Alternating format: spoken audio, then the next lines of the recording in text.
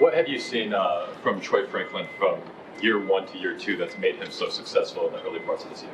Yeah, shoes. I feel like Troy came into OTAs and training camp with, this laser focus. Troy and I sit next to each other in meetings and, watching how Troy takes coaching. Like, he's always taking coaching really well. Even last year, stuff will happen and Troy was always yes, sir, yes, sir, yes, sir. Like, there was never any attitude. He was always willing to learn. And I think he's taken that to another level, and he has this laser focus, and you can see it all over him. The dude is, if he does something at practice and, Coach Payton's coaching him up on the route or something, he's just, like, completely locked in to coach and how he can, make himself better. And the same thing goes into the meeting room. He takes coaching very, very well, and his attention to detail has been really fun to see him take that next step. And I think that's the biggest thing, for young guys, being able to take that step from rookie year to second year and finding out how to better become a better pro. Court, when you're not necessarily catching a lot of passes or being targeted a lot, do you put, I don't say more emphasis in the run game, but knowing that you're blocking well when y'all are running the ball successfully, like, okay, even though then you've talked about 0 catches and a win, yeah, but knowing that it's not just coming your way, but that you're block or on other catches blocking downfield. Yeah, shoots. I mean, we I think I don't want to sit here and say like I'm perfect at it. I'm not perfect whatsoever when it comes to being 100% on every single snap that is out there. But whenever whenever my job is to help take care of somebody in the box for the running backs, I'm trying to make sure that I'm doing my job to be able to help those guys get loose. And, we play a big part. It's a lot of times that, the O-line's working their butts off to be able to take care of their guys in the box. And, when they add an extra guy or two in the box and we got to go dig them out, it's on us to go be able to make that happen. And, it's exciting for myself. I talked about it with RJ's run, RJ and JK's run 2 weeks ago, and then watching how we ran the ball this past week.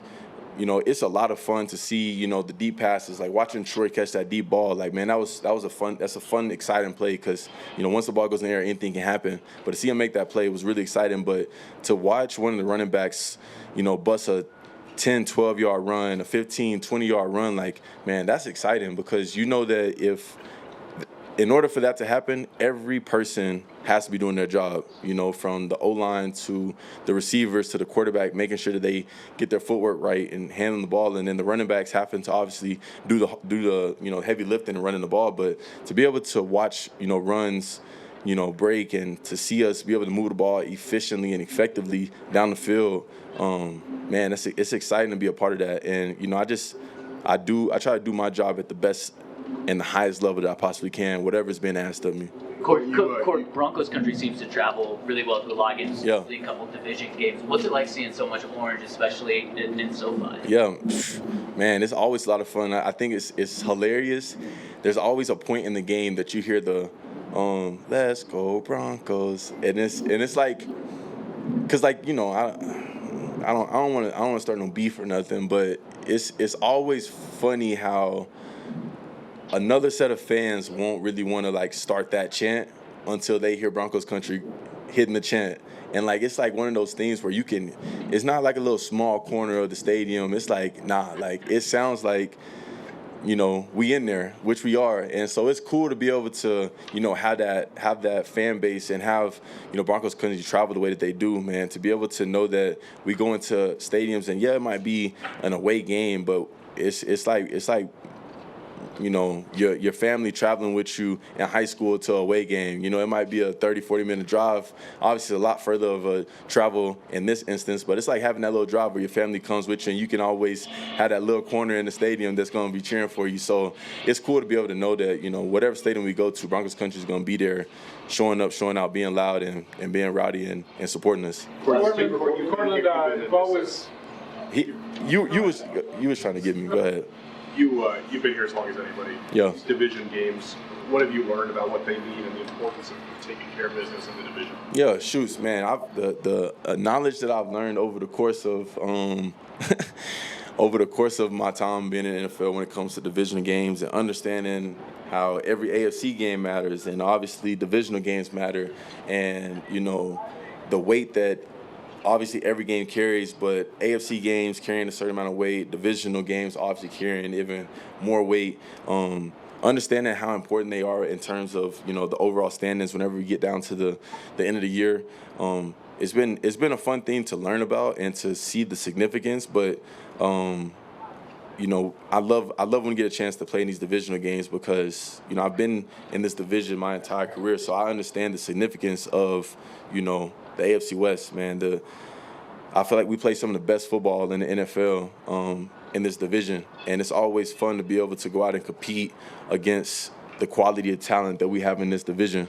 And, you know, we have an opportunity to be able to, you know, make a statement Sunday, and it's upon us to be able to take advantage of the opportunity. Nobody's going to hand anything to us. The Chargers are playing really good football right now. Coach Harbaugh is doing a great job coaching those guys up, and they're playing with, you know, with a spark. And it's fun to see. It's fun to be a part of. But, you know, we also are playing with a spark. We've, you know, practicing with a spark and having the passion and desire. You can see it all over the field at practice and in the games. And so it's going to be an exciting game Sunday. I'm looking forward to the opportunity to go out there and compete in a divisional game and, you know, go lay it on the line. Because I know they're going to show up, but I know we also going to show up, and it's going to be fun to be a part of. Bo was talking before, you know, the need to close games, what have you. Everybody says he's his own toughest critic. What are some examples maybe of him being his own toughest critic, maybe especially this week after a defeat? Yeah, shoes. I mean, Bo can tie his shoe, and if it comes untied, he's like, that was a terrible tie. Like, I tied my shoe terribly right there. Like, he just like he holds himself to a standard that won't allow himself to be comfortable with any form of success. You know, he can go out and, you know, throw a 70-yard touchdown, and he's like, my feet. Or I probably could have just put it just like a little bit further out to the left. Like, he's just always finding ways to make himself better because, you know, that's just who he is. And it's nice to be able to have a quarterback like that. But we also have to reel him in sometimes and say, hey, look, bro, it's not all on you. We all got a hand in this pot. We all working together. And, you know, you don't got to shoulder this whole burden by yourself. You know, you got everybody on this offense plus everybody on defense and everybody that's on that sideline. We all rocking together, and we all going to, you know, have each other's backs. But he's a very tough critic on himself, and it's a good thing, but sometimes, you know, we got to just remind him, you're not by yourself, brother. We got you.